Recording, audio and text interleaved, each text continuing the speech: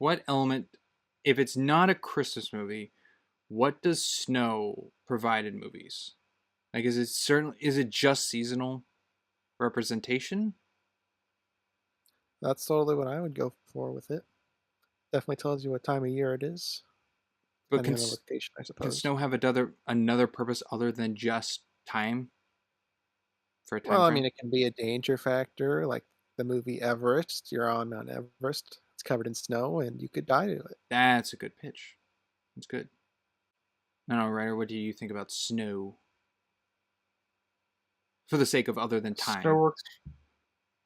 Snow works for me. All right, snow works for him. Welcome everyone to this episode of the Chief Seat Critics podcast, where we're having a recap, a big one, kind of. We Yes, got holiday stuff. the traditional one that's at the end of the year, that's not at the end of the year. It's timey-wimey. Very traditional. Yeah. I don't know what's. Are we on 28 right I now? didn't know that was the opening. Yeah, season 28.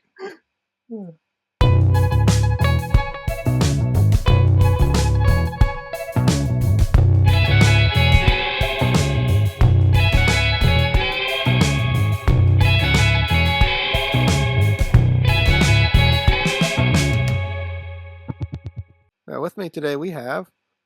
Christmas ones, yeah. Hello, everybody. I'm one of your hosts, a geeky writer. I'm Chris Maroon. And I'm Sprinks. And hey, if you're listening from a snowbank, you can find us over on Facebook. Well, first off, get help if you're stuck there. But Facebook, Instagram, Twitter, Blueski, LetterBoxd, average out numbers, graphs, whatever that we have covered.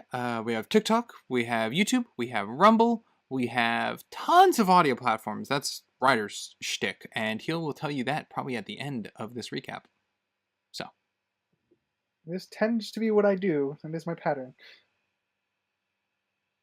Cool. Well, we have a recap. So we got the traditional things. We got the normal recap questions. We got all the ratings. We have critics on critics. I think we probably should. Fan favorite, and I'm a fan. We have a new segment. We got post poll perspective. And yes, post poll perspective as well. I think we have 6 today. I think definitely not like last recap where we had the what was it, 8, 9 things we covered. It was just more weeks. Quite a long season of them, yeah. But yeah, where should we start? Probably from, I guess, the furthest, oldest one. Oh, you want to start with post poll perspective? We can do that. Yeah. Oh, Let's do it. Yeah, let's start with post poll. We don't really start with our segments, do we? I think we should do that. We can start with whatever the hell we want. We're in charge around here. Anyway, this is post poll perspective. If this is your first time coming to a recap, welcome. What this is over on our YouTube side of things. I think pretty much every Saturday we put out a poll for you to get your voice in of kind of things to see what they are, or kind of like your vote to see more about you, more our audience and everything. And then we cover them here on the recap and bring them up in conversation. I don't vote in them. Ryder doesn't vote in them, but I think 9 out of 10 times Crimson puts his voice in it. I don't know if it's 9 out of 10, but I definitely participate. Yeah. So let us. It's definitely part of his charm. Oh yeah. Let's begin with the first one we have, which is pose the question: which film had the best editing? This received a total of 7 votes, and the options were The Evil Dead, Evil Dead 2, and Army of Darkness, where 14% went to The Evil Dead, and it was a tie between Evil Dead 2 and Army of Darkness. So I'm guessing 1, 3, and 3. I'm actually going to solidly pick Army of Darkness. I think that one clearly has the best editing. I have some issues with it, because all of them have some issues in their editing, but I think Army of Darkness wins for me. I think we can all agree that the first one probably has the worst. Yes, it does. It's very student film. I would absolutely agree with that. I am also on the bandwagon that Army of Darkness is the best editing. Evil Dead 2 is better than Evil Dead 1 in that aspect, but Army of Darkness was like a full budget run film.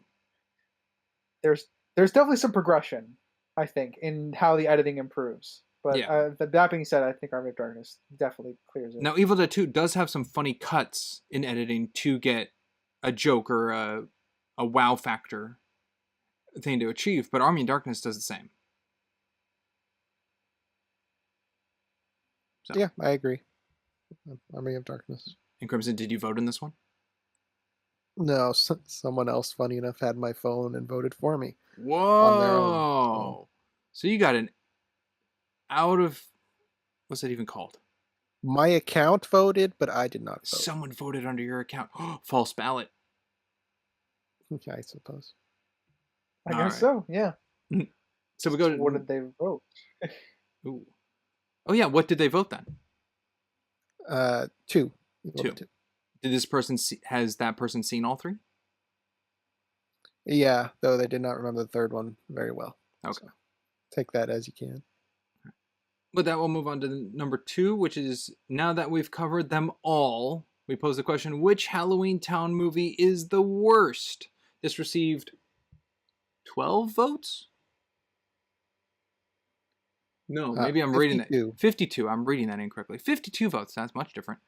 Where 15% went to Halloween Town 1, 19% to Halloween Town 2, Calabar's Revenge, 10% to Halloween Town High, and a whopping 56% for Return to Halloween Town.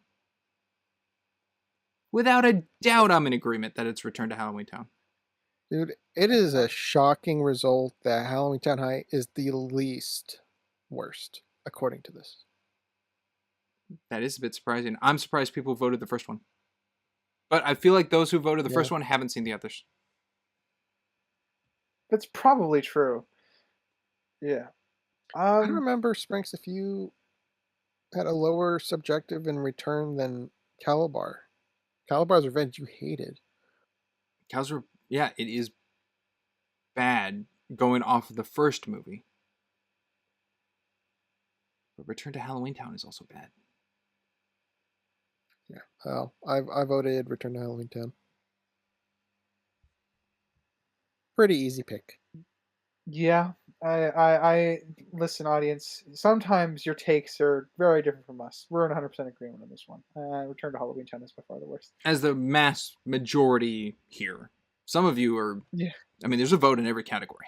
So, every section here. So, all right. With that, we'll move on to the next one, which is... Unfortunately, it's a bit of a visual aid one, so if you're able to pull it up, you two to look at. But which V for Vendetta poster is the best? And there's 4 options of posters here. This received 5 votes, where 2 of the votes, 40%, went to poster number 1, and 3 of the votes went to poster number 3. An audience, unfortunately, if you're on YouTube and Rumble, you can kind of see them. But if you go to our YouTubes and pull up the posts, you can find them there for better clarity. For me, personally, it was bouncing between poster 3 and poster 4 quite a bit. I like both of those. Okay. I think poster 2 is the worst. Yeah, I think poster 2 is the worst as well. Yeah, I'd agree. It's the worst one. It's the most generic. Yeah, I picked poster 3, which is kind of... that's the one we used for our thumbnail. Yeah, I'm trying to think if I had one hanging up in my house, which one would I want hanging up? And I'd probably say poster 4. Poster 4 is the one I've been connecting a lot to the soundtrack because I've been listening to some of the music since we've seen the film. Yes. So I definitely see poster 4 a lot more. So I think if I had one on my wall, it'd probably be poster 4. But I do think poster 3 is the better one. Yeah, I think 3 is the best. If I had to put one on my wall, it would be poster 1. Poster 1 is good. The simplicity of that. It does kind of remind me of the poster for The Dark Knight with just the Joker with Why So Serious. It's kind of got that look a bit to it. Yeah, it's got that look. Serious. Gotcha. Well, I guess audience didn't really care for poster 2 or poster 4. And Crimson, you voted on this one? Yes, I did. Then you swayed it from a tie. Boy. Alrighty, on to the next one, which is we have covered 3 Pixar films on the podcast so far. If one of these 3 was to get a sequel, which one would you like the most? The options being Turning Red, Lightyear, and Coco. This received 4 votes. No votes went to Turning Red, but it was a tie with 50-50 from Lightyear and Coco, where they each received 2. Well, one of them's getting a sequel right now, right? It's in the works, yeah. Pretty much. And a Disney ride. Yeah. I would prefer Coco one, because I think I don't know what they would do with the Coco sequel, but I have more care about what's going on in that universe than with Lightyear. Well, I think there's a lot more you can do in Coco, which is why I picked Coco. A lot more to jump into with the underworld stuff. Meanwhile, Turning Red, I feel like the story's been told. There's nothing really else to do unless they want to dive into the spirit realm. I don't recall what they called it. Yes, but what the message and premise of Turning Red is, I'm a little fearful of what a sequel would entail. Yeah, it was a very. Supposedly. I'm not. You know what? K-pop Demon Hunters did it better. You're Two never different not movies. on my mind. Different movies. No, absolutely. And then Lightyear, I think, would just be a mostly disconnected sequel where he's just on a new adventure now. Big deal, and I don't really need to see that. My vote would be for Lightyear. Yeah. I think Lightyear would probably be the most interesting one to get a sequel, but I don't trust the writing team if it's the same one that wrote the first one. No. If Taika Waititi's guy is out of here, it's going to be a plus. I don't need the pen guy. Yeah. But we might know what happened to Zurg, who's floating in space, right? Zurg? You mean Buzz? Yeah, old Buzz. Or what about the aliens? If they bring in the aliens? Listen, I would love to see a Lightyear horror movie. That would be something. Ooh, that'd be cool. Buzz is that would be a sequel. Oxygen. I will actually like. The aliens are actually bad guys. They like attack people. They like claw people. That'd be cool. Yeah, they're actually doing their job as Galaxy Rangers. That would be nice. Yeah. Well, that's the TV show. And that movie, the other movie. But anyway, with that, we'll move on to the next one. What is your favorite thing about Thanksgiving? And this received only 2 votes. Only 2 votes. With the options being the time with family, the food, football, and the Macy Day Parade, where 1 vote went to time with family and 1 vote went to the food. See, it's really weird for me because 3 of those things all happen at once. So I don't know if I can pick. Yeah, but which one's your favorite? But see, the issue is all of them happen at once, so it's hard. I can't separate them objectively in my mind. If you removed one from those 3, which one would hit the hardest? Man, no football this year. This Thanksgiving's gonna suck. But you got food and family. Oh, no family. This Thanksgiving's gonna you got suck. food and football. Well, it depends. Do you like your family? Exactly. Which is why I wouldn't have picked family. I will say, food. A football game with people and you don't have anything to eat, that kind of stinks. Yeah, I think football would probably be the easiest one to lose, but I don't know. I find it such an intrinsic part of the food in the family. And that's why I included it. And when I asked for a photo about a college football team, Ryder didn't give me an answer. Yep. I don't do college. Yeah. So I had to reach out from a third party for help. But yeah, my vote's the food, because Thanksgiving food, I think turkey and cranberry sauce and stuffing only really happens on Thanksgiving. Time with family happens for me almost every holiday. Football, I don't watch football. Who cares? Macy Day Parade, I usually do the highlights afterwards of like a really like short 20-minute thing to go through them all rather than actually sitting down and watching the hours of the Macy Day Parade. Yeah, I haven't seen that in years. I'm gonna go with family because I spent Thanksgiving without my family this year. That wasn't fun. That's upsetting. Silence in the chat. I'm sorry. That's upsetting. It's a sad little note, but yeah. Okay. And Crimson, you voted? Yeah. And it was family, right? No, it was food. Are you joking? What? Yeah, food. What about the food on Thanksgiving excites you the most? I mean, it's my normal food. Wait, you like your I'm normal ahead of my. year? Hang on. You like your normal yearly food you have all the time the most on Thanksgiving more than those other results? I have a higher percentage of family fights and dramas than normal relaxing Thanksgivings. Gotcha. So Okay. yeah, I'd take the safe food over the 60-40 chance of a family fight or argument. Okay, you know what? That's a fair answer. Cool. And You had a yeah. secret son? Ooh, that's exciting. Oh man, that caused a lot of turmoil. Oh. Okay. Okay. Oh boy. And with that, we'll go on to the last one we have here, which received, 29 votes? Sorry, 29. it's so small for me. I apologize. And this question was, your family has surprised you by inviting an unexpected guest to dinner. Who would be the character you'd get along with the least? The characters being Evie from V for Vendetta, Hector from Coco, Kristen from Thanksgiving, and Dell from Planes, Trains, and Automobiles. I'm bouncing between Kristen and Dell. I think I would tolerate. Well, I guess it depends on how strongly Dell comes on as like a friend of the family compared to Kristen, because Kristen's cardboard, so I could forget. Like she won't leave an impact on me. Springs, did you say what the votes were? Oh, sorry. No, I did not. The winner came in as Evie with 38%. Yes, 38%. Hector at 14%. Kristen at 21%. And Dell at 28%. Yeah, 28. So it went Evie, Dell, Kristen, Hector. Hector in last place. So he's the most likable, I guess. When you get along the I best. think that makes sense. He would be fun to have for Thanksgiving. He can play his guitar and sing songs.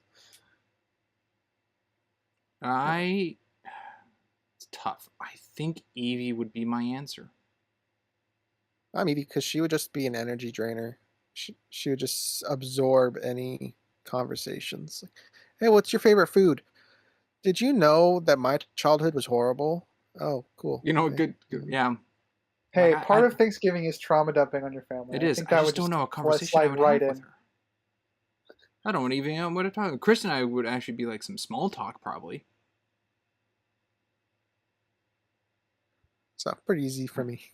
And of course, the one I want the most is Dell. But well, I'd probably put Kristen at the bottom for me. I think I've settled on that. I can tolerate Dell more. I don't think he'd be annoying. I mean, he can be, but I don't think he would be outright annoying if it was like a first time with him being with the family. Okay. And knowing your family, I think some family members might like him. Oh yeah, there's people who get along with him. Yeah, I would get more enjoyment from like watching him interact with my family members than myself interacting, because I'm a wallflower even at family gatherings and family parties, so I would probably enjoy people watching. Yeah, Dell with my family. I'd find it very enjoyable to see my siblings interact with Dell. That'd be a hoot. That would be something. All right. And with that, that was post-poll perspective. Yeah. Hey, I guess we'll start out with one of our We'll continue on into one of our normal questions. Any surprise ratings this season? Yes. Spring should go first. Yes, I have a surprise rating. I have a surprise rating from Crimson. And I think I was very verbal about it in the recording. I believe you were. You were.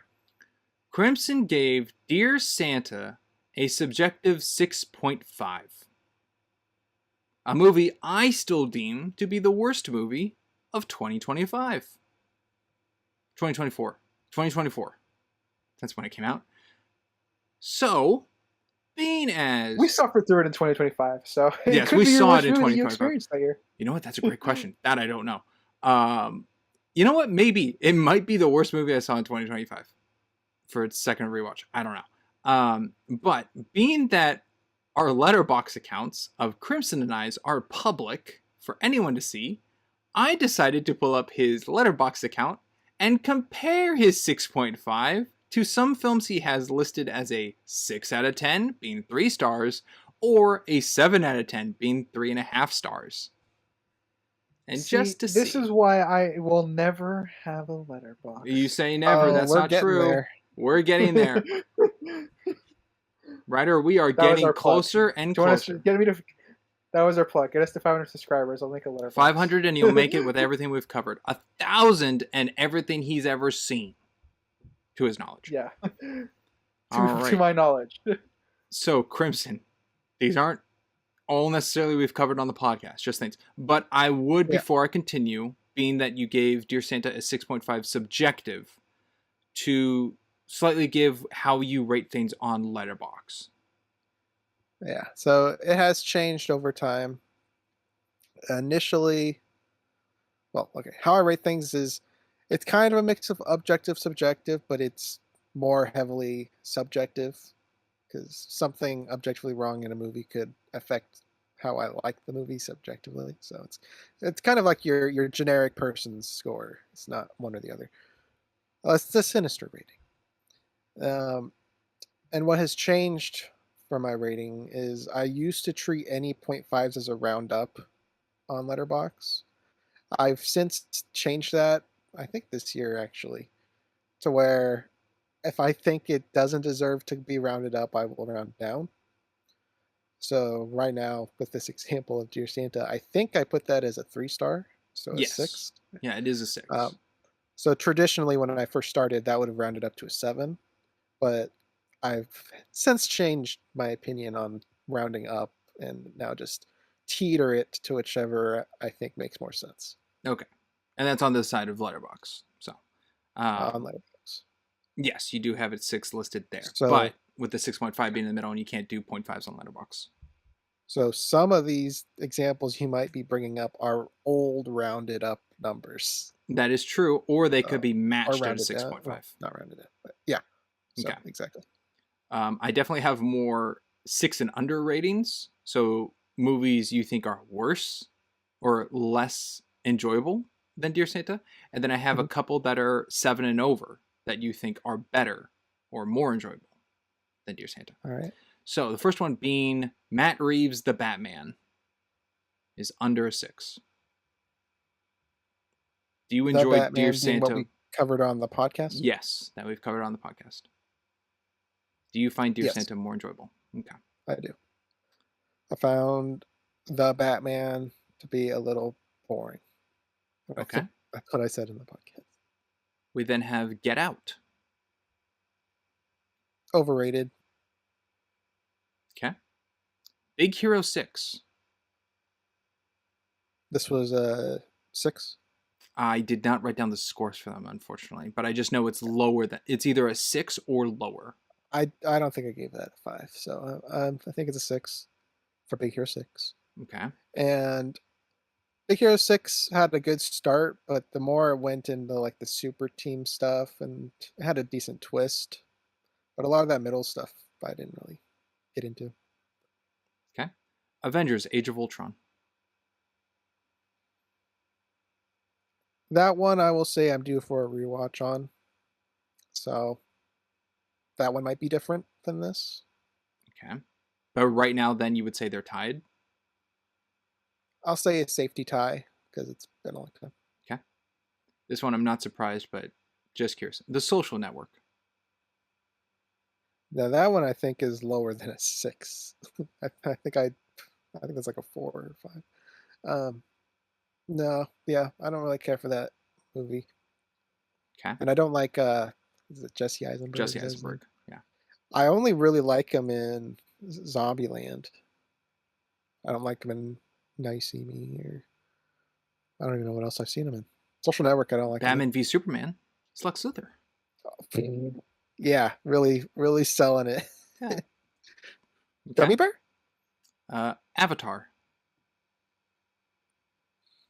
Yeah, I mean that's a safety 6 as far as I can recall. That's a So they're fine tied. movie. They're tied until a rewatch kind of thing? Or are you solidifying that? No, Oh. I think I get a more enjoyment out of Dear Santa because I get more humor out of it. Okay. Avatar, I don't get much emotion out of it. So Okay. Ratatouille. That's very fair. Ratatouille, I mean that's always been a hot take with me, and I don't get why a lot of people love Ratatouille so much. It's a movie about food. I mean, sure, but I can still like movies about food. That's I true. just don't like food. I used to watch Food Network all the time. I highly recommend The Taste. That's a great TV show. You did like the That's a menu. long, I didn't write long down the menu. But... Menu's good. I think I gave that an 8. The Mask. That's a due for a redo because I don't remember that much. Okay. Who Framed Roger Rabbit? I think I gave that a 6.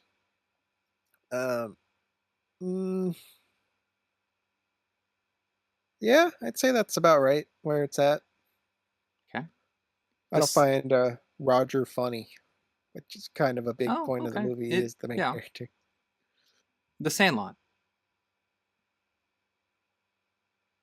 Yeah, makes sense to me. Okay. Blade Runner. Yep, makes sense. Okay. A lot of how I rate movies is how I leave feeling. Like if a movie gives me to feel things. Blade Runner didn't really get me to feel anything. It's cool. I like sci-fi. There was a good monologue at the end, but I didn't really feel emotional at any point. Like, I'm tearing up from happiness or I'm sad from something. It's just... Okay, so the feeling of emotions drives your subjective score higher. Typically. I'll say typically. I'm sure there's outliers. Okay. Investments in emotions is probably laughing out, laughing, crying, being angry at a character. Yeah. Interesting. In a general sense. So is your... Interesting. So Falcon and Winter Soldier isn't like a 10 on your subjective. No. But you got very emotional for it. Yeah, wrong kind of emotion. Okay. And for the wrong reasons. I don't think they intended for me to give that a 1. No. Last example I have here of your 6 and unders is E.T., the extraterrestrial. It feels right being under, but that's one I haven't seen in like a decade. Okay. So I'd probably be due for a redo. The reason I put it at the end is because to me that is the most criminal one. To think Dear Santa's more enjoyable than E.T. stuff blows my mind. All right. Now I have some 7s over. Not as long as the list, but just a couple of things I just went, oh, that's very fascinating. You have it above. Solo, a Star Wars movie. Star Wars tale. Yeah. So that one I remember distinctly being a 6.5 round-upper. So I view that one as the same. Okay. Red Christmas. Okay. It's not great, but I'll accept that. Which one do you say? Red Christmas. I have that as a 7, huh? 7 or higher. It's certainly not higher than a 7. All right. Oh, that one might be due for investigation. I don't know why that's a 7. Okay. Shark Boy and Lava Girl. Oh yeah, definitely. Definitely higher. Superhero movie. Yeah, for the same thing where I found a lot of amusement in that. I found more amusement in that than Dear Santa. Okay. The Little Mermaid 2. That's another due for a redo. But that one might not be wildly out. I'll say that much. Okay. I remember a couple scenes. And the last one, I can't say much from it because I haven't seen it, but Bugged. Little peek behind the curtain for the audience. I tried to get Bugged for the podcast a while ago, but I couldn't find it anywhere. Maybe I'm due for another try, but it's one of those movies where it's so bad it's good. All right. Oh boy, like a Kung Fury or a Compound of the Fist kind of movie. Yes, but Sprinks, you like those. I don't think you'd like Bucked. Oh boy, now you got me excited. Yeah. Anywho, that But is 7 might be high for that one, actually. So okay. So those are the ones I found. Okay, I'm glad a couple rang your ear of like, oh, got to go back and check on them. So might need some amending. yeah, but Which I can was be bound to happy. happen. You think Shawshank Redemption's better than Dear Santa and more enjoyable, so that's good. Oh yes, That's good news. Yeah, that would be a crime. But you think Dear Santa's far more enjoyable? What, like 6.5? So 4 points ahead of like Nightmare Before Christmas. I was waiting to see how you try to shoehorn that into Oh this. yeah, yeah. That is one of your staple ratings. That you have that as like a 2 out of 10 or something. Yeah. I will say I haven't seen it in a long time, and I kind of like the fun that you hate it so much. But I mean, it's probably due for Yeah, a rewatch. it's that and Back to the Future. Your Back to the Future makes sense. your super low ratings on that are the crazy ones. I get you're low on Taxi Driver and a couple other things, but Big Lebowski. Big Lebowski, yeah. I understand some of those for you, but there's some that I'm like, that's wild. So anyway, that's my most surprised rating this season. Who would like to go next? I can go next. So, Ryder, your subjective 3 for the Lego Star Wars Holiday Special isn't entirely surprising. It's just surprising how low for me because it's it's still Star Wars. It's got a bunch of different Star Wars. It's got OG, prequel, sequel, and we talked about how they did a lot of the sequel stuff better than the actual sequel trilogy does. So I was a little surprised on how low it went with that. I guess define the parameters of your question a little bit more. Is that do you want me to explain broadly why it's so low in general? Well, I'm 3 is like hate territory, right? That's not just I dislike it. It's like getting into hate You're right. I mean, territory. I did hate it, so it's Yeah. So I was curious how the hate overshone the positives that I was kind of laying out there. okay. So I guess may we never cover the fucking movie. TLJ is probably at about 2 for me subjective. Probably put the objective similar in that range. I don't know where that would. Rise of Skywalker, also probably 2 or 3 objective. Subjective for Rise of Skywalker though is probably a 5. uh, and just to give you some context of how wild my personal Star Wars ratings can go. And then Solo, since that just came up, probably 3.5 or 4 subjectively, I would think. Somewhere in that range. It's been a while since I've seen that.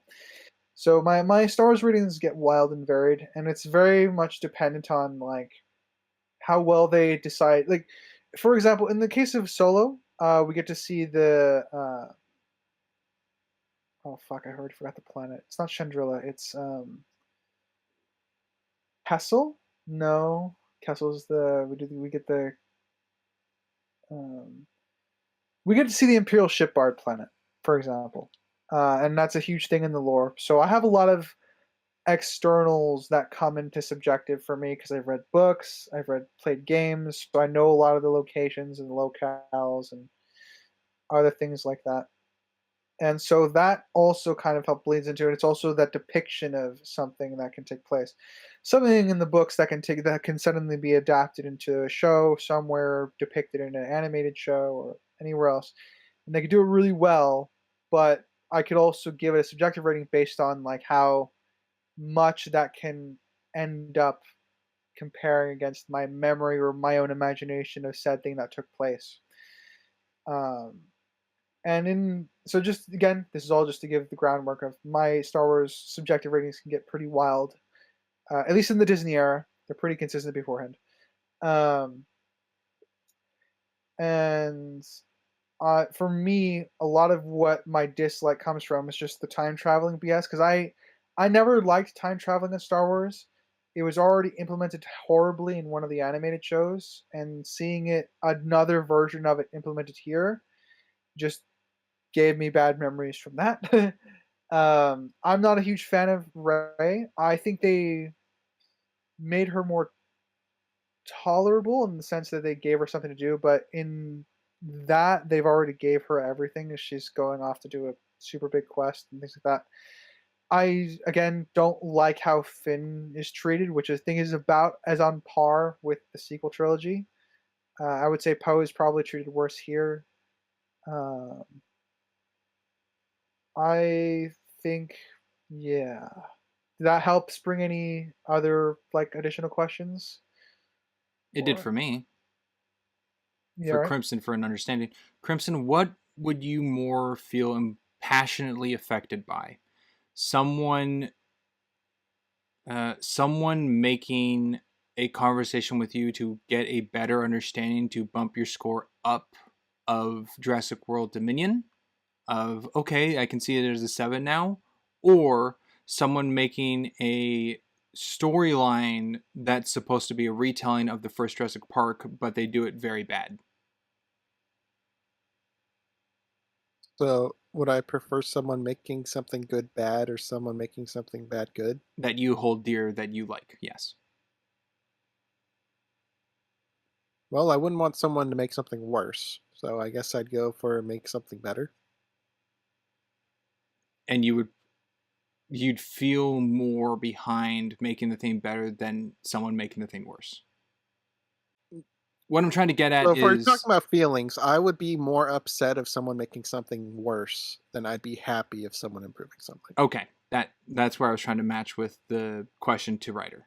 Like, sure, this did make Ray or whatever Ryan Johnson and JJ have done with their sequels a little better in this standalone story, but it does spit on the prequels and the originals, kind of thing. And that distasting and disliking to that overweighs that of the good. That's where I was trying to get at. That's probably a more articulate way of what I was trying to say. Ultimately, yeah. And I guess the last tidbit for it is I would have thought going into it because I knew it had sequel characters in it. Looking at the poster, I thought Lego would have bumped it up because it's not like a serious property. They're not like breaking canon or these aren't our characters. These are the Lego characters. So I thought that Yeah. would have made an impact, but seemingly it doesn't. Yeah, not in this case. For me, Lego is again. I'm more from the Lego games. Not I don't really watch many of the specials or the shows. I've seen the Lego movie. I've seen the Lego Batman movie. I haven't seen the Lego movie 2. Um, and those obviously have a lot of. Those are incredibly well made. Like, well, at least the first Lego movie and the Lego Batman. I think those are incredibly well made films. Um, and I think I because they're those particular properties have a bit of a mismatch. They feel like a Lego world. So like they're, you know, Batman's in the Lego movie, even though he is not, the main True. hero of that But that story. is Warner Brothers Productions versus Disney Productions. Yeah, that's Warner Brothers Productions versus Disney Productions, right? So you have the element of mismatching there, which helps me kind of divorce it more because it's kind of feels like a more blended universe in that. With here, it's very much you're just taking characters from an existing property and you're recoloring them essentially. And the only other example I think I can make of this is probably games where they games could tell a new story with the Lego counterparts, right? But they are just retelling their story. But it's still those characters just being put into more comedic situations. And I find a lot of the humor, at least in where I played a lot of Lego games, it felt a lot more tasteful. The humor, because I'm not the kind of person to go like, "Oh man, Tatooine! I'm gonna clap like a seal. I'm happy to be on Tatooine again." I'm not. I've never been that kind of fan. Right. And Ryder, did you have any surprise ratings? I'm looking at our list, and I don't think I do. Having listened to you explain the 6.5 Crimson, I think that would have been my standout one. I think everything else makes a kind of sense. I would probably say the Harry Met Sally objectivity from Sprinks is a little low, but I think I understand a lot of it because, If yeah, more as elements of the Sprinks, film stood out better than just the writing and romance, it would be higher. yeah, But I think everything else is yeah, I know, average. But it's not bad. yeah, It's not lowering. yeah. Like I said, well, I think the how I justified it in my head, Sprinks, is that I think Crimson said it best during the coverage is that the music's forgettable. It The music is. actually is worth something on your scale. Yeah. So, like for me, that makes sense why it's lower. I kind of justified it in my head since that probably would have been my choice for a surprise rating, but I think I've come around to accepting that. I am surprised though how much you hate Dear Santa. Not not that like how best to describe this. Not that it's against like other things you've posted for your rating. It's just as I understand you as a person, that was surprising. Not necessarily the rating was surprising. Does that make sense?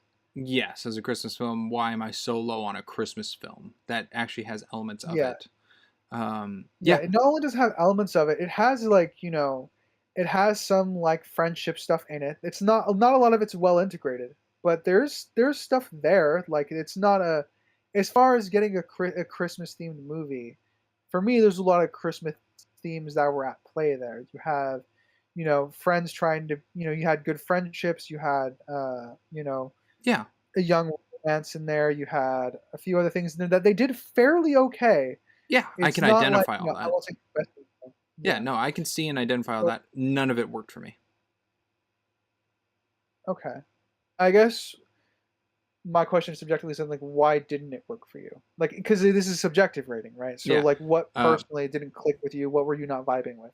the acting back and forth, Jack Black's very manic acting, which is decent acting, or if you prefer that acting style. But to the kids, I think all the kid actors are bad. The tone of the movie, the mishmash of like a genie situation with a Satan, which didn't really revolve around Christmas because Santa does or does not exist in this world, kind of thing. Um, that all it made the focal point of Christmas feel sidetracked and just background, even though his initial last wish is to get his brother back. But even that causes mind change situations that's not resolved because it's the last scene in the movie.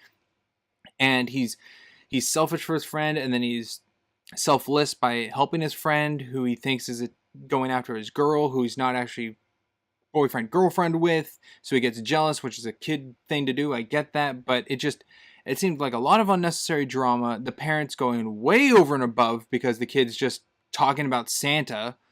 It reminded me kind of like the Santa Claus when Charlie is very big into Santa because him and his dad went to the North Pole, and Charlie's parents are like, maybe it's going a little bit too much, and Scott Calvin is, playing into it by looking like Santa, and like this obsession's getting a little unhealthy for a divorced family. That's believable and makes sense to me.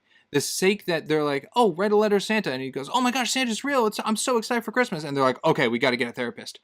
Too much, too far, too, I don't know, in the vein of absurdist comedy sake for it, just so you can get Keegan-Michael Key to do that nut scene or whatever. But like stuff like that, it just seemed too much in the vein of comedy and not enough in the vein of story. I will say Okay, that so the therapy was after he said he saw Santa in his room, so it's a little bit different than just believing Santa. okay, yeah, I think that helps a little bit more. From what I'm getting is that they manufactured too much drama, and a lot of the comedy felt forced. Yes. Then again, it's not a 1 out Okay. of 10. I didn't give it a 1. Yeah, like I said, I know it's not a 1 out of 10. I was just just picking your brain. So Yeah. okay, that is my only. Also, I the guess that was whole my Post only real Malone question scene already. does really feel like just a money aspect. Kind of like a promotion for him to get funds for the film or something. Yeah, I can agree with that. And I guess last thing is a kind of a reminder thing, and I guess to see if it's still the case. I think it is. I brought up several recaps ago the difference of Sprinx's um, rating system and mine was Sprinx starts in the middle, and if it goes higher, it's a better made film. Meanwhile, for mine, and I'm going to assume generally yours, Ryder, starts at a 10, and then it gets chipped away by getting worse and worse. That's how I've been approaching it. Sounds about right. Yeah. Well, how do you guys feel about bringing back something that's been a while, being the Sinister Wheel? Oh, we can do that. That's right. We have a Sinister Wheel coming up next season. Oh yeah. It's been a minute. Do it. I think the last one was Seventh Seal. Yes. I think that was after. Forget. So Tomb Raider, the one I always forget. It's Tomb Raider, African Queen, Seventh Seal. Is there another one I'm forgetting? That's it. That's it? Okay. And what was it? It was Adventure, and Black and White. Okay. So hopefully something different here. I vote if we get Adventure again, we re-spin. Yeah. We're gonna have 3 adventures on 4 spins. Well, I'll let you know it's not Adventure. Yes! Woo! It's horror! Oh, hell yeah. Horror from Sinister. Oh, boy. That will be left field, I'm sure. That will be an interesting one. Hold on. Men didn't get a sequel, right? We're not going to get ambushed. Nope, we're not. Nope. Not watching Men 2. Interesting. Yeah. All right. Well, we have that to look forward to. Yeah. I got a question I meant to ask during Harry Met Sally. Oh, yes. But as it is also a recap question, I will ask both versions of the question. One, who is your favorite character in Harry Met Sally? And also, who's your favorite character this season? Okay, well, I remember we brought up in Harry Met Sally, it kind of resulted that there's only like 4 characters in that movie. Yeah, pretty much. Yeah, so my favorite character is probably Harry. If it wasn't for that wedding scene, I would say Sally. Mine is Sally. I kind of like her frantic nature, and Harry, after him just sitting in bed, we had different. We all had the staring thing. Yeah, but the way I read it really took him away for me. So Sally. Yeah, I don't have the issues that you do with Sally Sprinks on the wedding scene. I actually, for me, that was all in character, so I took that as, yeah. So Sally is my pick, but it's a narrow margin for me. I don't have as many issues with the characters as you guys do. Yeah. Saying either Harry or Sally is a good answer. Honestly, it means the film did its job. You say anyone else, weird. As for the whole season, I'm between Papa from I Came Upon a Midnight Clear and the demon from Dear Santa, Jack Black. Not Ben Stiller. No, that I referred to him as Lucifer in our coverage. Yeah. But I think I'll go with Papa, but narrow margins. We're going with more an emotionally charged character or a comedic character, and I think I'll go with the more emotionally charged one. Papa is a really good answer. I don't know, this season just doesn't have a lot of standout characters. No. Looking at it, and I'm like trying to think of any of the Star Wars characters. They're not their movie counterparts. These are completely, practically different characters. Yeah. You know, my answer might be Krampus. Fair enough. I think he's a funny guy. He actually does his thing. He actually kidnaps the kids. He torments them. Yeah, honestly, the film saves itself by the fact that Krampus actually did finish the job. Yeah. I'm bouncing between Papa and, funny enough, Sally. I really enjoyed those characters quite a bit. And then I'm a huge dialogue writer person, so that shouldn't surprise Wow, anybody. Sally's better written. Yeah. I like. All right, yeah. I'm gonna say Papa's my honorable mention, but I think I'm gonna go with Sally. I did enjoy Sally a bit more, I think. All right. Yeah, my honorable mention will be Han Solo from Lego Star Wars. Because he still shot first and it was pretty cool. Not all the Anakins. Absolutely not. I don't care about Anakin. I'm sorry for all your Anakin friends. I'm not a prequel guy. Sorry. Yeah, I am, but I don't take offense to that because I get that prequels turned a lot of people off. I'm a puppet Yoda dude. CGI Yoda looks cool, but not my Yoda.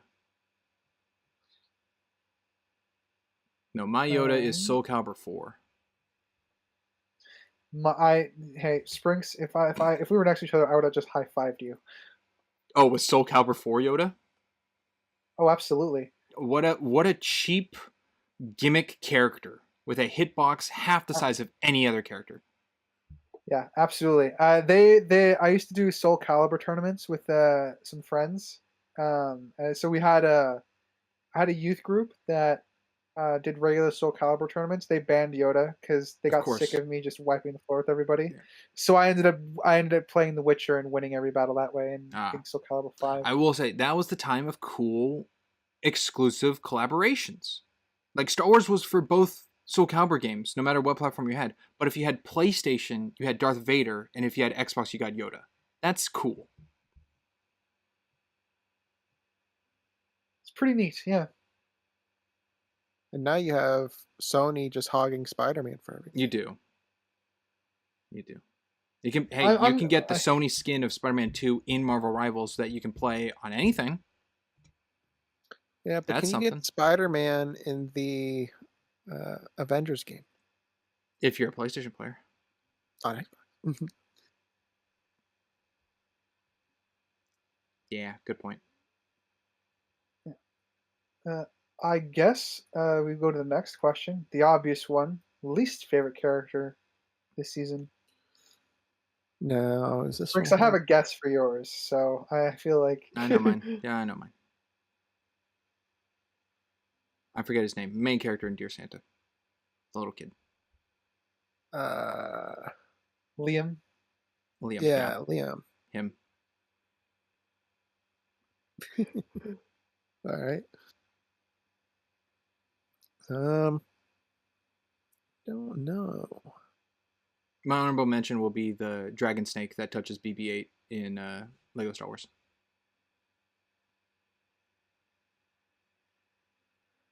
I'm trying to figure out if it's a Krampus or Lego character that bugs me.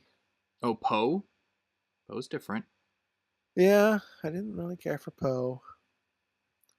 I didn't really care about it, the family at all in Krampus. You weren't. I don't think you were the biggest fan of the aunt or whatever.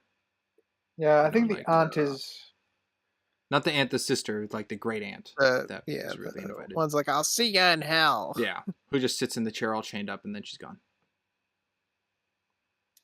Sure, I'll go with Aunt Hell.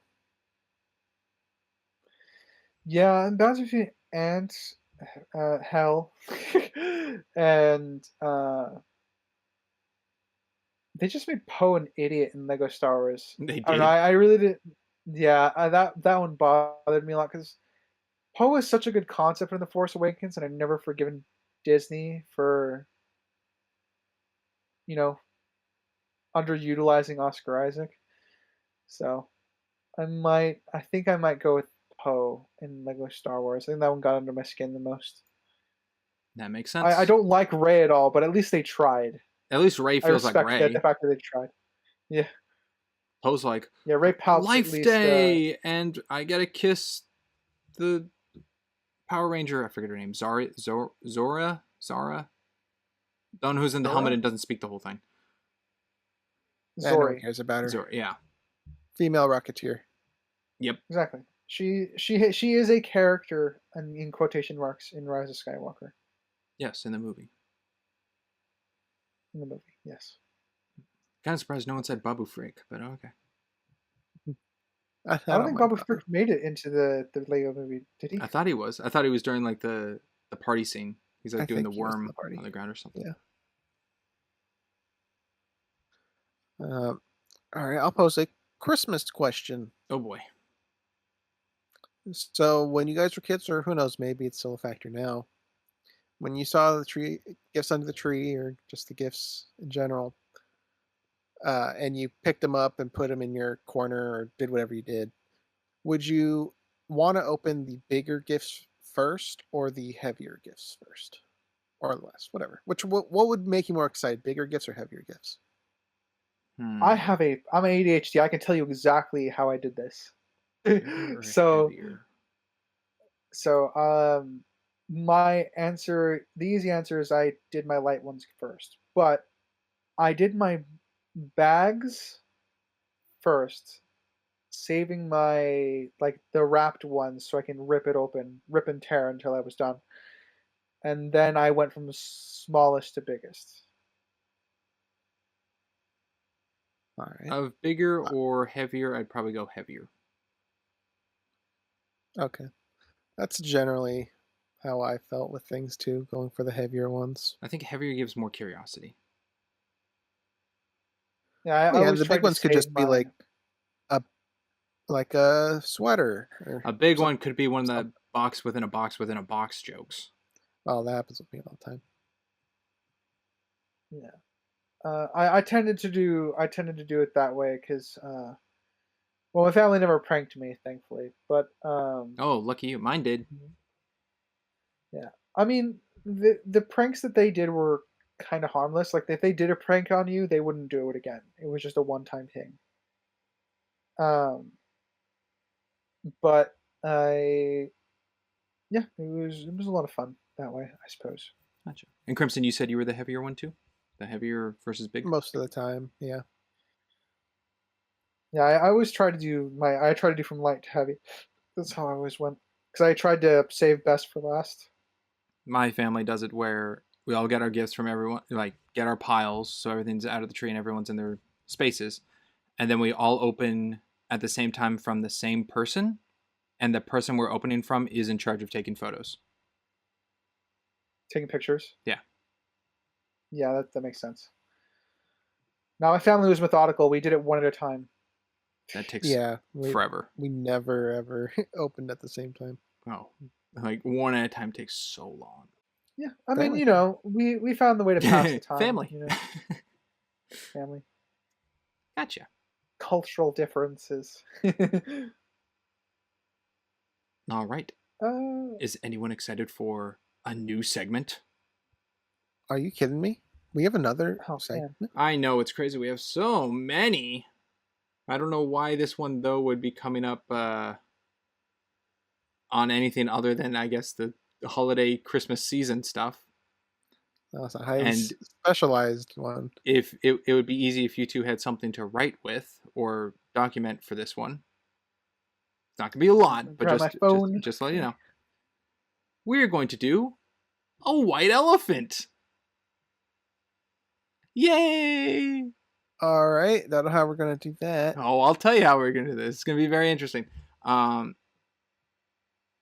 case no one knows what a white elephant is, it's usually when it's kind of like a potluck for gifts. Everyone brings a gift, puts it in a communal area, and then everyone draws a number, and you go up, you grab a gift, don't grab your own gift, and you open it up and you get something, and you're like, yay! So it's kind of like everyone got a different gift. But then there's the element of stealing. So when it's your turn, you can either go up and get a gift that isn't opened yet, or you can steal a gift that's already opened from someone else. And then until everyone has a gift, and that's the end. How we're going to do it, I have 10 things written down, 1 through 10, of gifts. You guys will go one by one to get 3 gifts each. You're only going to end with 3 gifts. You also each only get 1 steal. So use it wisely. Okay? All right. So this is a game that you are not participating in. I am not participating because I know what all the gifts are. I wrapped all the presents. All right. Okay. All right. Okay, so you're gonna have to see what do you value more? What do you want to go with? What is okay for the other person to get? You only get one steal, so do you want to steal it on their first gift and you're like, oh, nothing can top that one? Do you want to wait till the end? Kind of Are there thing. steelbacks? There are stealbacks. If someone steals it from you in round 2, on your round 3, you can steal it back. Okay? All right. So, the real question is, who wants to go first? That's the one thing I didn't have. So, I will think of a number 1 through 10. Whoever's closest gets to go first. Okay? All right. I got my number. After you, Crimson. 7. Damn it. Pick a number, writer. I'm gonna go with 3. Ooh, it was 8. Crimson's first. All righty. That's not necessarily the best thing, though. Yeah, 1 through true. 10. It is a white elephant game. You know what? I said my number was 7, so let's go for number 7. Number 7. Okay, you're gonna have to write this down. So Crimson's getting up. He's going over to the little tree. He's picking up his gift. He's sitting back down. I'm giving everyone some it's fun. got such a nice little bow on it. Cool. He unwraps it. It's very hard to tell how these gifts look, especially with what these gifts are. But what Crimson gets is a gift that tells him John Caviezel and Michael Emerson are to reunite together on the big screen in a film. Don't know what the film is, but they are cast together in an upcoming movie. Can I ask a question? Sure. Would this have been a different answer if Ryder picked 7? Nope, it would have been the same answer. Okay, it wasn't tailored to whoever. Nope, it's the same. I wrote 1 through 10. You chose 7. That's what 7 says. All right. I have no idea what those actors are. So quite the surprising thing. Quite the gift. Ryder, that is Reese and Finch from Person of Interest. Okay. All right. Okay. Yeah, I don't know the names, so. All right, Ryder. Okay. You can either choose to steal that gift from Crimson or pick another gift. I will go with 5. 5. Good old Okay. 5. Ryder's getting up. He's going over the tree. It's a very shiny package he's picking up. Goes back over to his spot, sits down, starts unwrapping his gift, and what he has is Project Hail Mary, the movie starring Ryan Gosling coming out next year, is to Ryder a 10 out of 10 movie. Yay? All right, so he I'm gonna opened up a watch 10 out of 10 movie, essentially. He got a 10 out of 10. The movie 10 coming out of out, when he sees it, will be a 10 out of 10. To him.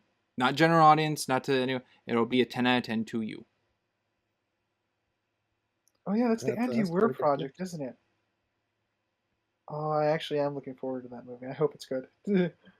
Well, if you keep your gift, it's a 10 out of 10. It's a 10 out of 10. I know. It could get stolen. That's true. It could. All right, Crimson, you're up. Let's go with a lovely 1. Lovely 1. All right, Crimson gets up. He's going over to his gift. He's unwrapping it. I'll also say, when we're all said and done, you have your 3 gifts, you will be allowed to trade once. If you want to trade one thing with each other. Rather than stealing, you can... I'll say that at the end to incorporate. Trade with each other, or can you trade one from an untaken number? Nope, you can't trade with an untaken number. Okay. I'll say no to that. But Crimson, you get up and you go over to the little tree, and this gift looks odd in shape, but you pick it up and you open it, and when you open it, Ryder gets a smile on his face because the look on your face is interesting. Crimson, what you've just unwrapped is that Avengers Doomsday, to you, will be a 6 out of 10 movie. Huh, okay. That's not the best gift in the world. It's not. But it's not the worst gift in the it world. could be like It a could be 3 so out much of 10. better than what it actually will be, you know? You never know. There's a lot of potential behind it. The Russos are back. That's true. Lots of RDJ characters are returning or getting introduced. There's potential. All right, I just hope it's a reset, honestly. Yeah. Crimson's got 2 gifts. You got your 1. All right. I will do 10. 10. Fascinating. You get up. This is it's wrapped in like white with a little bit of like orange ribbon kind of gift. And you go over and you sit down and you start unwrapping it. What you have in your hands there that you've just been gifted is the news that a live action Overwatch movie is in the works, starring Teresa Palmer, J.K. Simmons, and Jeffrey Wright. Hold on. I know 2 of those actors. The first one, Teresa Palmer. This is a Crimson tailored one. What is it? I think it's tailored to both of you. I see. Oh, Teresa Palmer just happened to be. Teresa Palmer is the one aspect that's tailored to Crimson. And J.K. Simmons is writer. Is both, and Jeffrey Wright's writer. What's the production company? You don't know. You just know that a live action Overwatch movie is in the works, and it has those 3 cast for the movie. You don't know who they're cast as. You just know they're a part of the film. I can make some guesses. I think I'm okay with this. Yeah. All right, you have 2 and 2. Crimson, you're up. Choose something from the pile over there. Steal something from Ryder. I'm thinking. You know what? There's still so many gifts left. There are. There's 6 other gifts. And if I get this, I can't steal at the end, right? You just said a trade. Nope, you can trade at the end. So whatever you take, you either steal something or you trade for your 3rd gift. Or sorry, you steal something or you take a gift right now for your 3rd gift. But Ryder has the opportunity to steal one of your 3 gifts.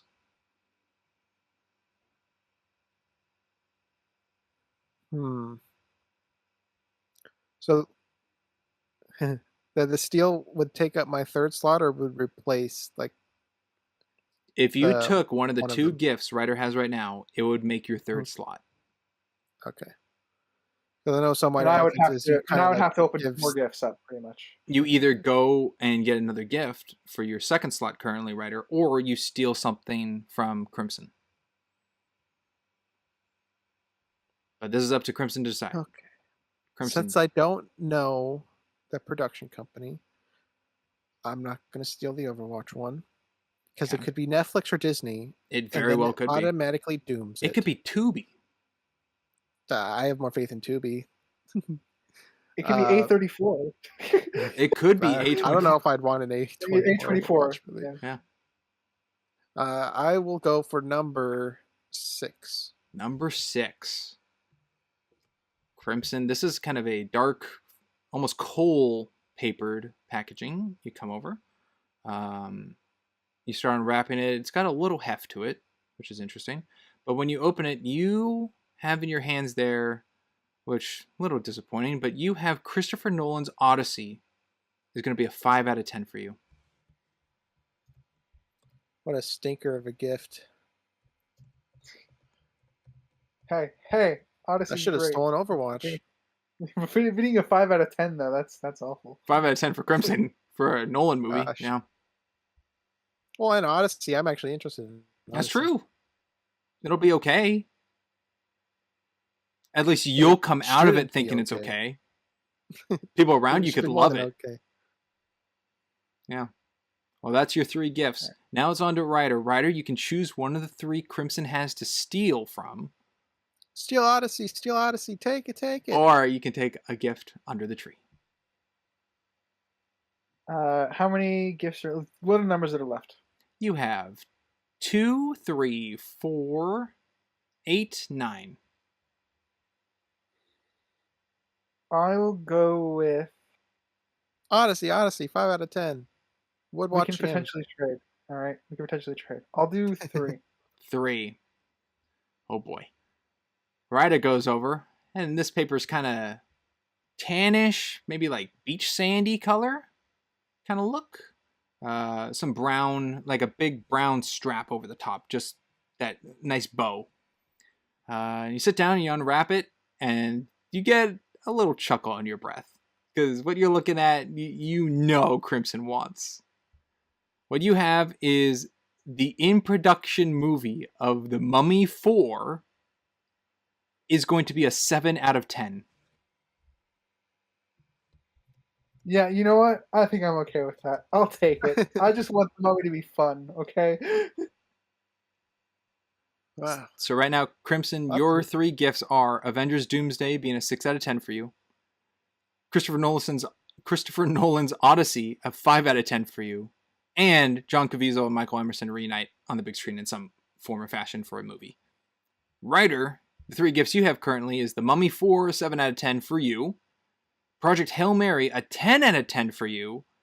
And a live-action Overwatch movie in the works with Teresa Palmer, J.K. Simmons, and Jeffrey Wright in the cast. All right. I The imagine Project you Hail don't Mary, want to I'm not trade trading anything.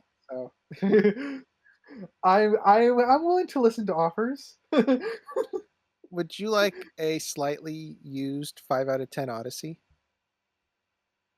For A either Overwatch movie or 7 out of 10 Mummy 4? I kind of would be interested to see how much you would pile on externally from these presents. Now keep in mind, the numbers $5 in stay cash. the numbers stay to the gift. Yeah. So if you got Odyssey 5 out of 10, it's not Crimson's viewpoint of 5 out of 10. It becomes your viewpoint of a 5 out of 10. Yeah, I know. So I was gonna say, yeah, like, hey, do you want to, I don't know, throw in some artwork for me on top of the gifts you want to trade, or? I mean, am I that low in the totem pole of no leverage? You're not interested in Odyssey at a 5 out of 10? I would rather it be an 8 out of 10. Yeah. So I mean, not really. it's got like Zendaya and Tom Holland. I forgot who else is in that. John Bernthal. Tom Holland. Oh, I forgot John Bernthal. Matt Damon. Heavily stacked cast. Yeah, it's true. Yeah, you don't have much leverage. I'm sorry, my guy. What about a unknown movie by Jim Caviezel, not John Caviezel? Oh, I kept saying it wrong? Oops. Well, John is a character in the show. Oh, that's where I screwed up. Jim Caviezel, not John Reese. Yeah. Sorry. But it's all right. I mean, the downfall to that is it's not person of interest. It's just a movie they're in. So, I mean, do you like them? You want them? It could be a stinky movie. It could be a really good movie. I'm gonna be honest. 10 out of 10 movie. Oh, what was her name? Teresa Palmer. I think I would enjoy just looking at her more. I think with all the unknowns. Boring list down to the most basic, like, monkey brain stuff. I think I would enjoy watching. Can't Teresa blame Palmer. you on that. Well, it sounds like we're not going to be able to make a deal today. All right, those were the 3 gifts you guys got. Crimson, Well, how do you feel with your 3 gifts? I think Ryder should get a point for winning Christmas. I know. Oh, you want a point? You want points established in this? I'm clearly the loser this Christmas. Well, hold on. What gifts do we miss, Spring? Oh, I'll let you know. I just want to know right now, how do you feel about your gifts before I reveal what you missed out on? Okay. I got 2 mid movies and an unknown movie with 2 actors. But 2 actors you like. Well, I like them in that show. But they will be reunited. Yeah. I don't know how much that weighs depending on what it's made. So, yeah. Oh, well. Okay. And Ryder, how do you feel about your 3 gifts you have? I'm happy The Mummy will be an enjoyable movie. Like, for me, like, that's all I could want from Mummy 4. Like, I love the first 2 movies, probably not as much as Crimson, but I just want something fun. And if it's a 7 out of 10 for me, I think I'll have fun, you know? Okay. And then in terms of Project Hail Mary, I love Andy Weir's writing. If it's going to be as good as The Martian, and it's going to be a 10 out of 10 for me personally, that's all I could fucking want. Good sci-fi, good shit. And as for Overwatch, I mean, as long as it's not Paramount, I've seen what they do to game properties. I think anything else is a step up. All right. All right. Well, I'll let you know what you missed out on. Number 2, a new Rian Johnson movie that's a 9 out of 10. Oh, thank God. Is that possible? I don't know, but if Ryder got it, it would be a Rian Johnson movie that he would consider a 9 out of 10. Yeah. Which made me question, would he want to keep it for its rarity or get it out of his hands? No, see, I want to believe that Rian Johnson could become a better artist, because that means anyone could improve. Yep.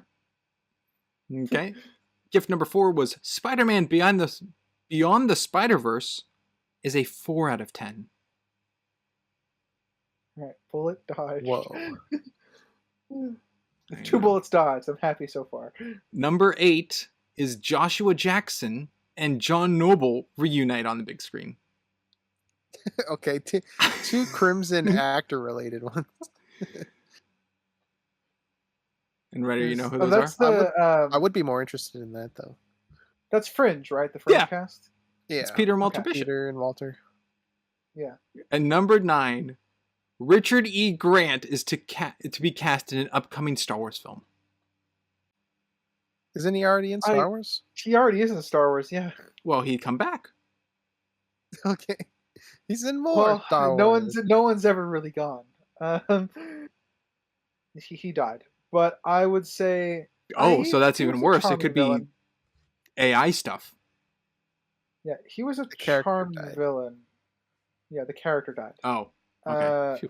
I don't think Richard's dead. He's a charming villain. I actually wouldn't mind seeing him come back in a better property. Kind of in the same way Andy Serkis as Snoke came back in Andor as one of the best roles ever.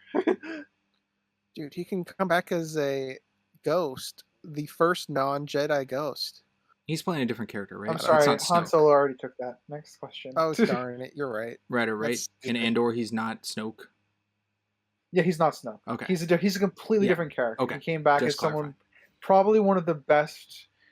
Well, he's a part of one of the best arcs put to television in a while, and he was also a core component of that arc. So, gotcha. Anywho, that was the White Elephant. It was a good Congratulations, Ryder, on your point. What's our total tally? Oh, yes. Let me add this to the points. Doy. My Christmas gift is I slowly catch up. This puts Ryder in second place. Crimson with 11. Ryder with 9. Myself with 8. And Sinister with 2. Yeah, you're catching up, Ryder. I guess. So far, I guess. All right. Let's see. What was your favorite scene across this entire season? If you had to pick a scene that just spoke to you. Papa on the news. Pop on the news? Is that what you said? Yeah. Came upon the out of everything? I'm trying to think. Yeah. I really like that. How he's very like being the holiday spirit when the angel wasn't doing their task to do it, and he's taking it up and very passionate about it to like achieve New York being jolly and cheerful and getting everyone to sing along, and I think that was really good. Yeah, that's surprised that outdid your How Harry Met Sally stuff. Mine's also It Came Upon Midnight Clear when Papa died at the end in the carriage. Jeez Louise, that's your favorite? Yeah, like I said, I like it when a movie makes me feel things. He passed it in a classy manner. I get it. I understand that. See, I'm kind of with you guys. I think those might be the most emotionally impactful scenes for me. But, I mean, because for me with Harry Met Sally, it's more like, man, this movie does something better than... It does something that a lot of other romantic movies do, but it does this better, you know? Or it does this better.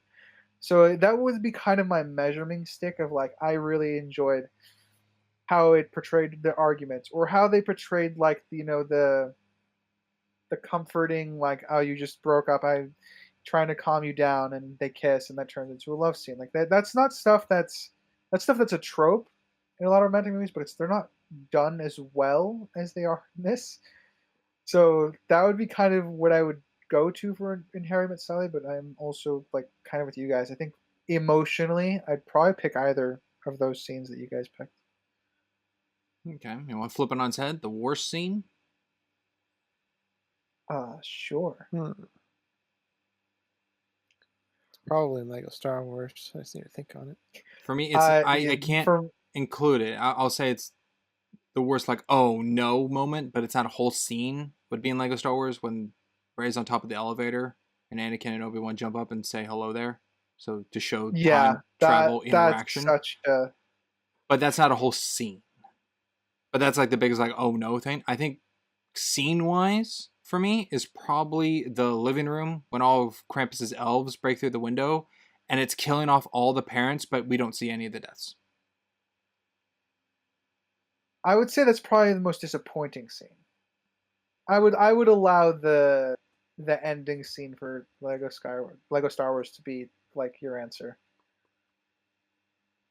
Yeah, because the thing on Dagobah made me think, okay, it could be like background interaction, like they're there but they're never seen the whole time. Okay, once they're interacting and changing the timeline, yeah, no, that was. Oof. Mine would be either in Krampus, where the three adults get sucked into the ground at the end. Very lackluster, disappointing. Or in the Lego Star Wars, where Vader and Rey are kind of jumping through the portals, and she just yoinks the crystal out of his hand with the Force. Just completely overpowering him. Rey's more powerful than Darth Vader. Freaking infuriating. I couldn't fucking agree more. I would probably pick an element of them falling through all the portals together and ending up on Tatooine where everyone just fights each other for some fucking reason and no one's questioning why the fuck they're there. There's people who don't know each other. There's duplicates of people that are there. What Anakin would be fighting himself at a certain point. Hated that. That would be funny if like younger Padme Anakin with his blue lightsaber came across Revenge of the Sith Anakin with a red lightsaber, like, dude, what happened? Yeah. Yeah, that'd be pretty funny. Also, he never had a red lightsaber in Revenge of the Sith. Well, sentiment. I know what you mean. He wouldn't know he's Vader. Crimson going back on his nerd cred. No matter what Disney tries to tell you, bleeding lightsaber crystals is not a fucking thing. What about cracked ones? You know what? That's gonna give me a tangent. Let's not go on that. The other scene I would probably pick for my least favorite. I think the NM scene went on too long. Oh, no, it's Malone. It's Post Malone. Oh, the Post Malone. Went on too long in Dear Santa. It was to pay for the movie. Maybe. Oh, probably. This is the great time to do it in the recap. I brought up how it felt like a streaming movie, but no one knew if it was. It's a Paramount Plus movie. Oh, Dear Santa? Yep. Yeah. Yeah, that checks out. They do such a great job with Halo. Why couldn't they ruin Christmas? No, that's why it has that feel to it. All right. Anyone else got another question, or should we do another? Well, we got critics on critics. Oh, critics on critics, fan favorite. Oh boy! Oh, I hear. All right, critics on critics. Let's start with the Lego Star Wars Holiday Special. This is on LetterBoxd by Grant Polson with 4 stars, 8 out of 10. It's kind of a wordy one, so bear with me. The best Star Wars movie since Return of the Jedi. I mean it. I'm not even kidding. It's kind of sad how this fun little 45-minute short is better than all the sequel movies. Don't at me. Also, really sad that Rose has more screen time in this short in this short than she does in the entirety of Rise of Skywalker. The space and time travel plot unironically works better, makes more sense, and is done better in this short than in Avengers Endgame. Jedi Finn is actually explored in this film, and he, as well as Poe, Rey, and Rose, have more character and better writing in this short than they do in the sequel trilogy. All the frustration aside, this is an immensely fun short, and pretty much anyone can enjoy and makes fun of literally every Star Wars film that's ever existed, and I kind of appreciate that. It was a big wacky trip through the entire Star Wars filmography. There really isn't much to say about it, just really enjoyable. Keep in mind while watching this, Keep in mind while watching that no one is canon. Okay, I just worded it weird. So you can just relax and enjoy the insane wild ride. Okay. You want to go first, Kristen? Sweet Springs? What was their score again? 4 out of 5? Yeah, so 8 out of 10. 8? Okay. That was a lot of ups and downs. I understand that they seem like a big Star Wars fan themselves. And this was enjoyable because it was a wacky, zany trip down memory lane of all these interactions and things going on. And there's elements to it that aren't in the numbered episode movies. So I think that gave them a lot of enjoyment. And I can understand that and their score. As soon as you said that they appreciated that Rose got more screen time in this short, it tells me what I need to know about this person. I do like that they comment that Finn got more Jedi training. That's cool, and we touched on that. But the other elements that they were going back and forth on don't fully. And they said the space travel and space stuff or whatever is better in this. I don't know what there was. There was Rey getting in a X-wing and flying off. That's kind of it. So I guess if that's a big jab to all this normal stuff in the sequel sucks of all the space travel stuff, or at least in Last Jedi, I don't know. But I can understand their rating, but I don't agree with it. Unironically, I think I agree on an objective scale. I do think objectively Lego Star Wars Holiday Special is probably on par with Force Awakens. And objectively, The Last Jedi and Rise of Skywalker are beneath that. So, unironically, if we're just taking the objective scale, I would actually agree that it is better than the sequel trilogy.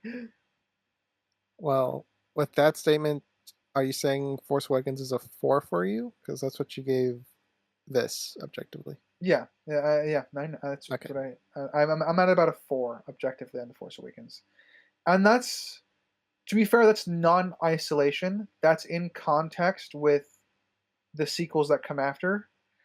I think The Force Awakens was probably a 7 or 8 when it first came out, but the problem is the setups in that movie are not paid off well.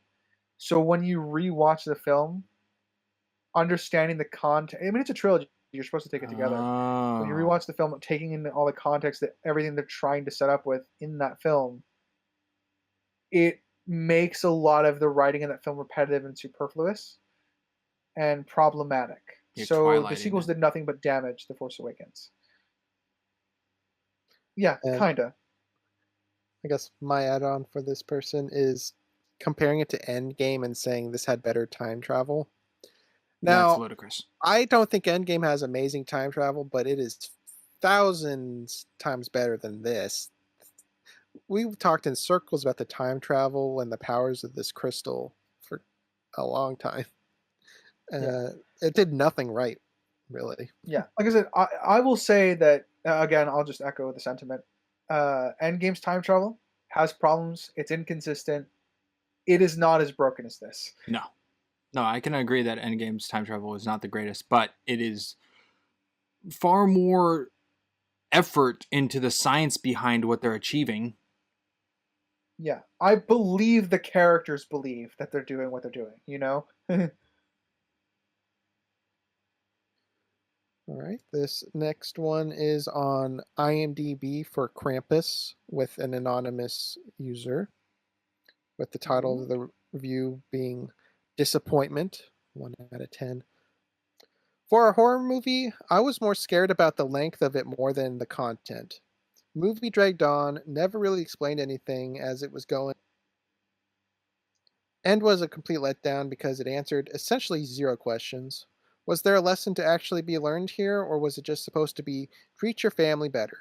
Congratulations on achieving the most basic and bare minimum Christmas movie theme ever. Genuinely, if you are considering watching this, instead put on what? If you are considering to watch this, instead put on headphones that are playing Baby Shark on repeat, buy a bottle of bleach and pour it in your eyes, and just make sure you never want to watch this movie again. Go ahead, bash your head with a 2x4. Okay. I understand their sentiment of how this movie is. Definitely disappointing. The end bit of how severe you should go to lengths of doing something else to result to a 1 out of 10 is too much. I don't even know if it achieved the treat your family better theme. I don't feel like that was the message of the movie. Not exactly, no. It's There's close elements of to it. what I think the message of the movie is. It's like there's elements of that in there, but I think it is close to what the movie's trying to I get think at for it's sure. be respectful to your German grandma. Yeah, there you go. Take her at her word. But the big question, what's worse, bleach in the eyes or listen to Baby Shark on repeat? Bleach in the eyes. Baby Shark's Uh, pretty bad. I like seeing. I need it to write. I'll have to go with Baby Shark. I've survived getting stuck and paused on Small World before. I'll take Baby Shark. It's a small world after all. A lot of people It's a just got mad small at you. world after A I lot was of people are there getting for the mad at you. Justin Bieber One Direction boy band era. I'll take Baby Shark. All right. This next one's on Letterbox by Bill W. with 2 stars, so 4 out of 10 for It Came Upon a Midnight Clear. I saw this on TV as a youngster and thought it was cute, but I'm older and it's not so cute anymore. Mickey Rooney tries too hard and the script gets way too cheap and preachy towards the end. Being low budget, I'll accept a bit of camp, but slightly better than Scrooged. Valid. I think that's a completely fine critique and review. If the way he's framed his review, I think I'm okay with it. I disagree with it a little bit, but yeah. I can see the preachy angle and stuff. I don't feel like Mickey Rooney was trying too hard though. You guys feel that? Oh, I can see how it's seen that way. Because everyone else seems kind of mundane in their acting and just normal folk, and he's being a little more eccentric because of the whole heaven angle and time frame. Yeah, that's a good way to phrase it, yeah. So I can see how it comes across that way. And I will go with When Harry Met Sally on Metacritic by Variety. Oh boy. With a non-credited staff member, as it says, with a 60 out of 100, so 6 out of 10 essentially. Rob Reiner directs with deftness and sincerity, making the material seem more engaging than it is, at least until the plot mechanics begin to unwind and the film starts to seem shapeless. This person didn't understand what the movie was about. I think they might be referring directly to conveniences, in which case I agree with that sentiment. The movie relies heavily upon its conveniences to keep it going, which is what gives it shape. But I think the characters are largely what are carrying this film, and they're not supposed to be beyond just normal people with their own quirks. Yeah, I get the plot mechanics because I assume that's the conveniences, but the shapeless, I don't fully understand what they mean by that. Yeah, the shape is clearly the characters. Yeah, I think it's the characters are set in the center of this mush, and they're not shaping the movie or everything else around the structure of the film and its output onto the audience. I think it's very much just like, here's two people talking kind of sense. but the two people talking and the romance and the build of that is the movie. So that's why I'm thinking I just don't think they understood what the movie was about. If for any reason the commenter or the critic wrote this comments on our video, please tell us what you give us more intel. I want more insight. Yeah, I want more insight into your comment. Like I don't want to dismiss it outright because I think you have. I'm interested to hear what you have in because you started with something. I want to see your thoughts laid bare into its conclusion. And the last one we'll go with is for Dear Santa on LetterBoxd by MB Arc. Oh no. With 5 stars. Oh no. 10 out of 10. Oh no. As far as Christmas movies go, this has to be the best one. The acting was amazing and the storytelling was great. Fake. I wouldn't recommend watching this movie with little kids because I don't think it would grab their attention, and it hits on some serious topics that go over their heads. That I can get. 5 stars when compared to other Christmas movies. Ugh. Someone get a defibrillator. Spencer's going down. Bad taste in my mouth. Bad taste in my mouth. 10 out of 10. No. No. This person's only seen 2 Christmas movies. Ugh. I mean, it's even funnier because the last statement they did 5 stars when compared to other Christmas movies. Yeah, so they've only seen. Kind of implies this is the best Christmas movie ever. No. See better Christmas food. All right, bud. Go see any Christmas movies. Go I'm watch not some better convinced stuff. They have a repertoire. Yeah. Yeah, go watch Arthur Christmas and. That's better. All the exciting ones. Fred Christmas. Fred Claus. Fred Claus. Yeah. Go see that. Watch Christmas with the Cranks. Go watch that. That's better. Yeah. Nutcracker in the Four Realms. That's better. No, it's not. But I would say go watch Christmas with the Cranks. That'll give you an interesting perspective. If you like this, you'll probably like Christmas with the Cranks, I think. Go watch 8 Crazy Nights. Let me know what you think of that one. Yeah, very different. Ryder, have you seen that? 8 Crazy Nights? No way. No. No way, Ryder's seen that. 8 Crazy Nights? No. It's a sinister Christmas movie. Absolutely not. Right.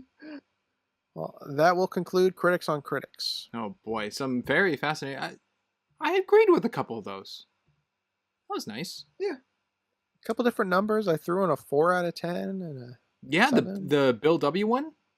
That worked. Yeah. 6 out of 10. The variety one though. I don't know. Mm-hmm. The variety one's just like, I think I need more information. I can see something that you're playing with as an idea here. Yeah. Their review is as bare bones as the movie they think they saw. All right. Any other questions? Because I think we went through the whole agenda. New Year's resolutions, fellas. Oh, New Year's resolutions. I'm not good at these. I'll have to start preparing my letterbox ideas here. Oh, we're getting closer, dude. We're getting close. We might be at 300 right now. We're getting close. Yeah. All right. Here are my New Year's resolutions. I want to host a second for a recap. I want to prepare. Yeah. Correct. Oh boy. Sorry. Wink, wink, nudge, nudge.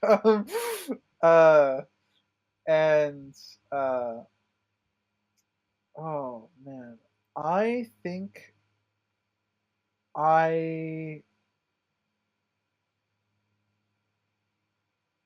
and everything else is personal. I'm just thinking of podcast-related resolutions.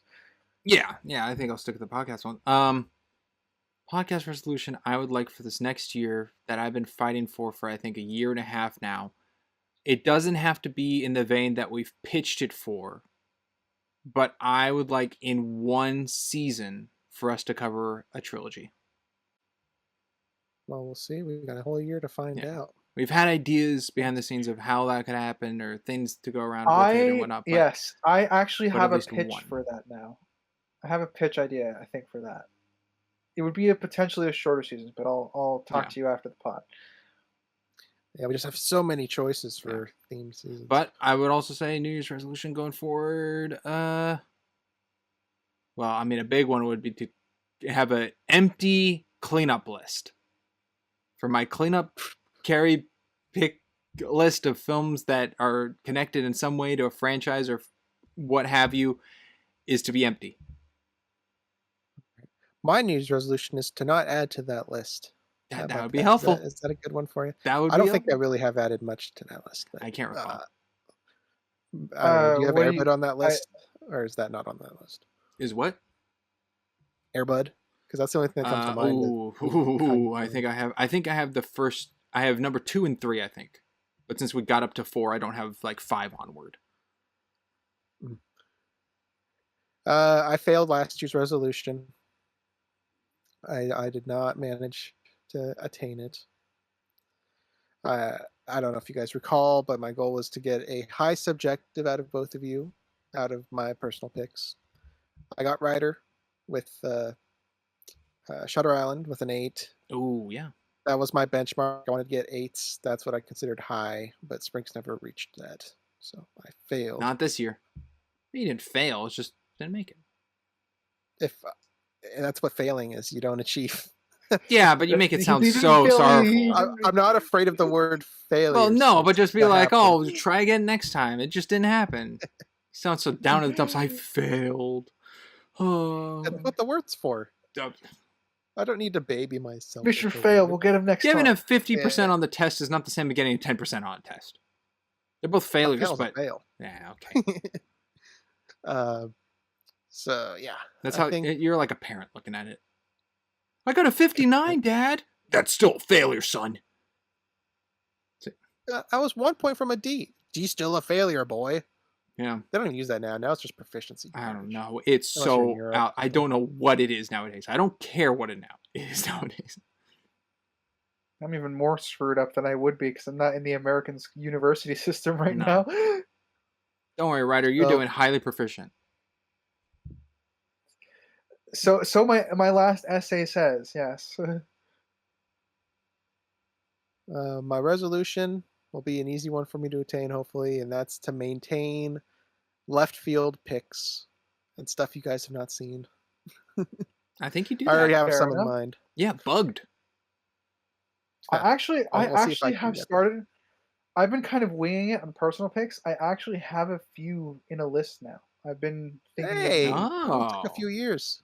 Are you checking it twice? I know, right? Yeah, seeing if it's naughty or nice. Yeah. No, I still got my list of stuff. I added a couple more. I got recommendations actually from some people who said, "Oh, this would be cool if you guys covered it on your pod." I'm like, "Oh," so I added it to my list. But from what I'm looking at, I have 11 currently in the cleanup list, and actually, no, I have 12.